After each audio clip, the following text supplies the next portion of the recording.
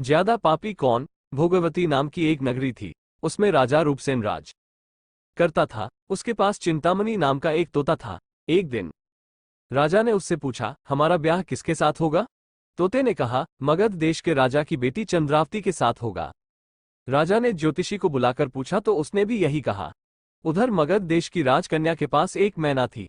उसका नाम था मदन मंजरी। एक दिन राजकन्या ने उससे पूछा कि मेरा विवाह किसके साथ होगा, तो उसने कह दिया कि भोगवती नगर के राजा रूपसेन के साथ। इसके बाद दोनों को विवाह हो गया, रानी के साथ।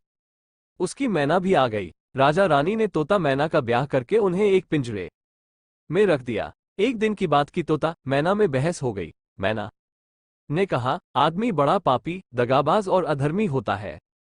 तोते ने कहा, स्त्री झूठी, लालची और हत्यारी होती है। दोनों का झगड़ा बढ़ गया तो राजा ने कहा, क्या बात है, तुम आपस में लड़ते क्यों हो? मैना ने कहा, महाराज, मर्द बड़े बुरे होते हैं। इसके बाद मैना ने एक कहानी सुनाई। एलापुर नगर में महाधन नाम का एक सेठ रहता था। विवाह के बहुत दिनों के बाद उसके घर एक लड़का पैदा हुआ। सेठ ने उसका बड़ी अच्छी तरह से लालन पालन किया, पर लड़का बड़ा होकर जुआ खेलने लगा। इस बीच सेठ मर गया। लड़के ने अपना सारा धन जुए में खो दिया। जब पास में कुछ न बचा तो वो नगर छोड़कर चंद्रपुरी नामक नगरी में जा पहुंचा। वहां हेमगुप्त नाम का साहूकार रहता था। उसके पास जाकर उसने अपने पिता का परिचय दिया और कहा कि मैं जहाज लेकर सौदागरी करने गया था। माल बेचा, धन कमाया, लेकिन लौटते में समुद्र में ऐसा तूफान आया कि जहाज डूब गया और मैं जैसे तैसे बचकर यहां आ गया। उस सेठ के एक लड़की थी, रत्नावती। सेठ को बड़ी खुशी हुई कि घर बैठे इतना अच्छा लड़का मिल गया। उसने उस लड़के को अपने घर में रख लिया और कुछ दिन बाद अपनी लड़की से उसका ब्याह कर दिया। दोनों वहीं रहने लगे। अंत में एक दिन वहां से विदा हुए। सेठ ने बहुत सा धन दिया और एक दासी को उनके साथ भेज दिया। रास्ते में एक जंगल पड़ता था।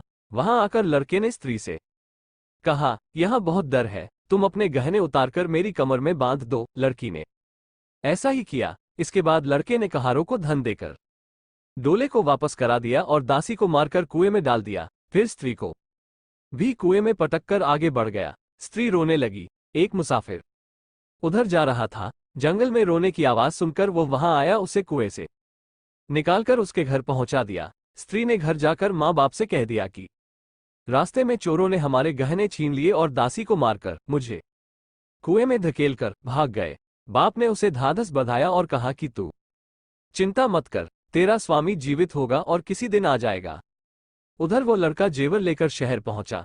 उसे तो जुए की लत लगी थी। वो सारे गहने जुए में हार गया। उसकी बुरी हालत हुई तो वह ये बहाना बनाकर कि उसके लड़का हुआ है, फिर अपनी ससुराल चला। वहां पहुंचते ही सबसे पहले उसकी स्त्री मिली। वो बड़ी खुश हुई। उसने पति से कहा, आप कोई चिंता न करें, मैंने यहां आकर दूसरी ही बात कही है। जो कहा था वो उसने बता दिया। सेठ अपने जमाई से मिलकर बड़े प्रसन्न हुए और उन्होंने उसे बड़ी अच्छी तरह से घर में रखा। कुछ दिन बाद एक रोज जब वो लड़की गहने पहने सो रही थी, उसने चुपचाप छुरी से उसे मार डाला और उसके गहने लेकर चंपत हो गया। मैना बोली, महाराज, ये सब मैंने अपनी आंखों से देखा। ऐसा पापी होता है आदमी। राजा ने तोते से कहा, अब तुम बताओ कि स्त्री क्यों बुरी होती है। इस पर तोते ने ये कहानी सुनाई। कंचनपुर में सागरदत्त नाम का एक सेठ रहता था। उसके श्रीदत्त नाम का एक लड़का था। वहां से कुछ दूर पर एक और नगर था, श्री विजयपुर। उसमें सोमदत्त नाम का सेठ रहता था। उसके एक लड़की थी, वो श्रीदत्त को ब्याही थी। ब्याह के बाद श्रीदत्त व्यापार करने परदेश चला गया। 12 बरस हो गए और वह न आया तो जयश्री व्याकुल होने लगी। एक दिन वह अपनी अटारी पर खड़ी थी कि एक आदमी उसे दिखाई दिया। उसे देखते ही वो उस पर मोहित हो गई। उसने उसे अपनी सखी के घर बुलवा लिया। रात होते ही वह उस सखी के घर चली जाती और रात भर वहां रहकर दिन निकलने से पहले ही लौट आती। इस तरह बहुत दिन बीत गए। इस बीच एक दिन उसका पति परदेश से लौट आया। स्त्री बड़ी दुखी हुई। अब वो क्या करे? पति हारा थका था। जल्दी ही उसकी आंख लग गई और स्त्री उठकर अपने दोस्त के पास चल दी। रास्ते में एक चोर खड़ा था। वो देखने लगा कि स्त्री कहाँ जाती है। धीरे धीरे वो सहेली के मकान पर पहुंची। चोर भी पीछे पीछे गया। संयोग से उस आदमी को सांप ने काट लिया था और वो मरा पड़ा था। स्त्री ने समझा सो रहा है। वहीं आंगन मैं पीपल का एक पेड़ था जिस पर एक पिशाच बैठा ये लीला देख रहा था। उसने उस आदमी के शरीर में प्रवेश करके उस स्त्री की नाक काट ली और अब फिर उस आदमी की देह से निकलकर पेड़ पर जा बैठा। स्त्री रोती हुई अपनी सहेली के पास गई। सहेली ने कहा कि तुम अपने पति के पास जाओ और वहां बैठकर रोने लगो। कोई पूछे तो कह देना कि पति ने नाक काट ली है।